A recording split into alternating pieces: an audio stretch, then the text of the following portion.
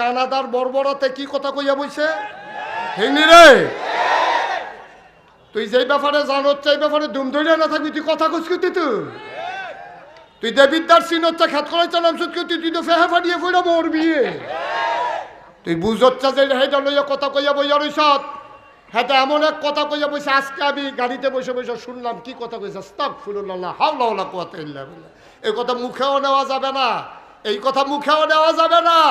আপনি যখন গানাদার হইবে, আপনি যখন আল্লাহ চিনতেন না তখন আল্লাহর ব্যাপারে মস্কারা করণ তো সহজ, কিন্তু আল্লাহরে যদি চিনেন তাহলে আল্লাহর ব্যাপারে কথা কইতে শরীরটা কাপ দিব 50 বার, ঠিক কিনা কও? তো আল্লাহ চিনে না হাতে মনে করছে আল্লাহ বুঝে তার খালাতো ভাইয়ের মতো বড় বড় কহেন এমনি উদাম করে সিহন জিংলা দিয়া ফটফাট ফটফাট ফটফাট করে ভীষণ যাইত, ঠিক কিনা কও?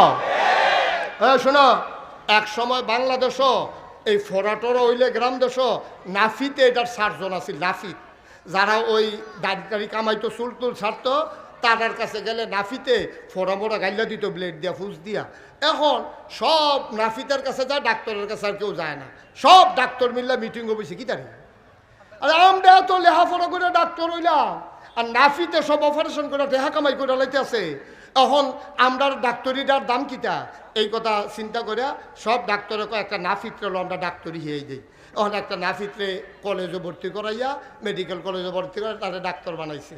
এই ডাক্তার এতে জন হাত ফুরাইছে, তার কাছে হরা লইয়া গেলে তে আর হরা অপারেশন করে না। কই কি তো করো নাকি তুমি আগে দিয়ে ফুলতে তাহলে তখন কাউ এতদিনে ফইরা বুঝছি শৈল অনেক সিহন সিহন রোগ আছে, আমরা যে বকর করে ফুস দিয়া লাই কমালা কোন রোগ ফুটছে যে কখন যেত না, মানুষ মারাও যাইতে পারে, এতদিনে ফইরা বুঝছি তো না ফইরা হ্যাঁ এতদিন ফোড়া অপারেশন করছে, ওখান যখন ফইরা আইছে তে আর ওখান ফোড়ার মধ্যে ফুস দেয় না, তার ডর করে ওই না জানি